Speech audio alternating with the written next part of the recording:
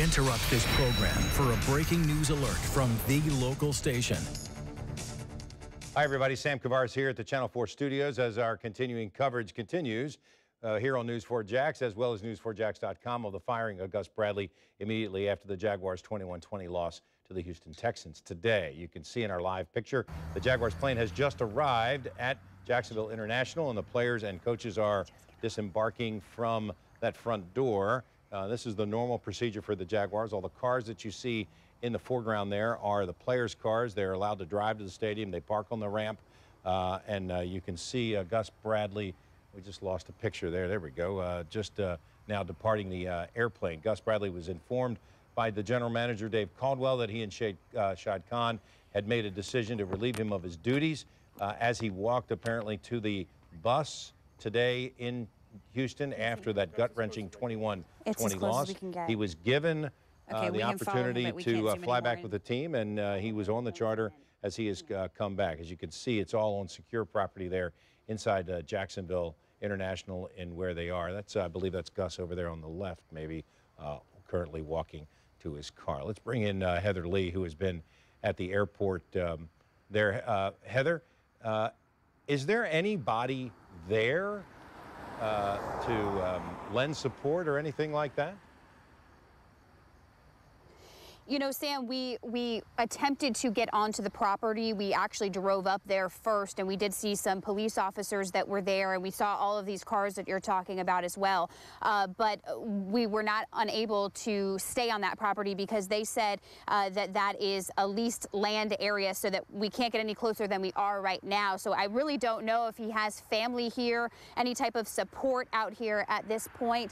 But we do know that they just got off the plane. The plane just landed, and they are all heading to their cars. And we also saw some tour buses over here. So we are hoping to possibly see who's going to get on those tour buses and see if they're going to head over to Everbank Stadium. They very well may. And of course, we have crews over there as well. Now, we knew this day would come. Fans have been calling on Shad Khan to fire Bradley for quite some time now, and there were many rumors going around that this would happen soon, possibly once the season ended. But according to Khan, who is in London right now, after seeing the loss in Houston today, he eventually just decided to pull the trigger and fire Bradley. The Jags general manager, Dave Caldwell, is expected to name an interim coach for the last 2 games on Monday.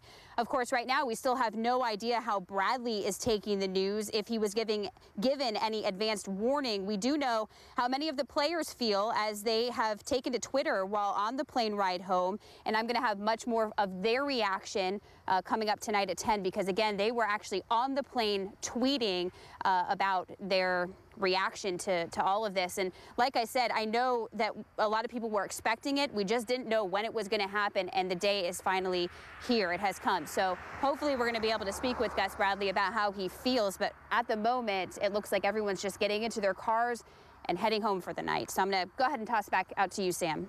Heather, this is not an unusual procedure. As you can see, they put 2 different staircases up to this plane every week coming back from a home game. The only people that will get on those 2 academy buses there are mainly staff members and some assistant coaches. The rest of the players, the coaching staff, and Gus Bradley drive their cars to the airport right next to where the plane is. For those of you familiar with the JIA property, this is, we're looking kind of northeast from Pecan Park Road, if you were to come into the airport that way through the new airport entrance off of 295. So if you're driving down there where the observation area is, you would see this plane parked there and all of those cars.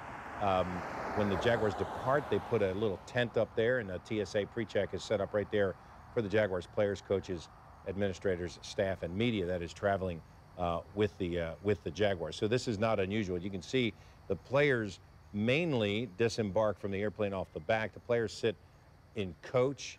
According to the collective bargaining agreement, there are 3 seats for every 2 players, and the assistant coaches, as well as some of the people, the administrators, the president, Mark Lamping, and several other high-ranking officials with the Jaguars, do sit up in first class and in business class.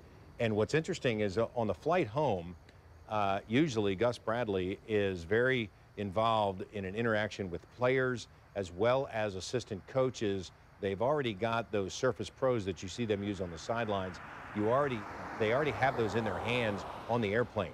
All of the editing of the breakdown, what they call the cut-ups of either what in the NFL and football is called the all-22, which is where you see every player, or the defensive, the offensive, or the special teams are already broken down, edited, and given to the assistant coaches in that Surface Pro, and consequently they sit there and take notes the entire time that they fly back. So if it's a 2.5-hour flight, they left at 6:30, they got back here at 9:06, 2 hours and 36 minutes.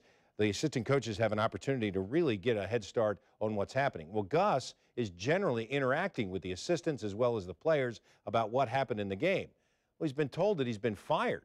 So, and by the way, and I've been asked this question dozens of times, no alcohol is served on the Jaguars team plane anyway. So it's not like everybody's having a cocktail sitting there. They're getting work done on the way back. So Bradley, who's normally interacting with the assistant coaches as well as the players, is now no longer a part of the organization as a family, although he will be paid as a head coach in the NFL through 2017 based on the contract extension. And consequently, he's just sitting there basically with nothing to do. So I'm sure it was a very awkward situation. I'm sure that a lot of condolences were given to Bradley. I do know that immediately after this happened, Roy Miller, who's on injured reserve, who is here in Jacksonville, tweeted out that we let you down, and said that he really appreciated Bradley and what he did for him. Brian Walters, before they left, obviously had heard the news and said that Bradley had taught him so many things, not just about football, about life, and he could never repay him. And as Heather said, she'll have more on what the players' reaction is through their Twitter account coming up on the 10 o'clock news as well. So we'll have a full accounting of that. We'll see if Gus Bradley will stop and talk to us there at the airport or on his way home. As many of you know, he lives in Ponte Vedra. As I've said many times, Gus is a guy that you'd want as your best friend, as your brother-in-law, as your brother, but his head coaching philosophy for this team was just too soft, if you will. He tried to give the players the accountability as well as the responsibility to discipline themselves, and they weren't old enough or mature enough to adjust to that, and consequently, it cost Bradley his job. In addition to that, Blake Bortles has played so poorly this year, and Bradley's, you might say, loyalty to him, even after 5 games, which also comes through Dave Caldwell, certainly cost him the opportunity to at least finish out the season. As Heather mentioned, Gus Bradley probably was going to be released on January the 2nd, which would have been a week from 2 weeks from tomorrow after the Jaguars' final game against Indianapolis. But now the Jaguars have a 2-week head start on that. And then in addition to that, on January 2nd, other coaches will be out there and available because they will lose their jobs as well. We'll talk about a lot of this coming up. Who are the contenders? You know, will somebody like Tom Coughlin be out there and be interested in this job? Could Sean Payton be available from the Saints? We'll have fans' reaction to the news coming up as well. The future of Blake Bortles will be tied to what Dave Caldwell and the new head coach decide to do. And we'll also ask you, who do you want to see as the next head coach of the Jacksonville Jaguars? All that comes up in about 40 minutes, starting with the 10 o'clock news and the Sunday Sports Zone coming up at 10:35 as well. For now, Sam Kavaris here at the Channel 4 studios, Heather Lee at the Jacksonville International Airport. We'll return you to the Big Bang Theory. We'll be back in 40 minutes with more coverage of the firing of Gus Bradley with the Jacksonville Jaguars.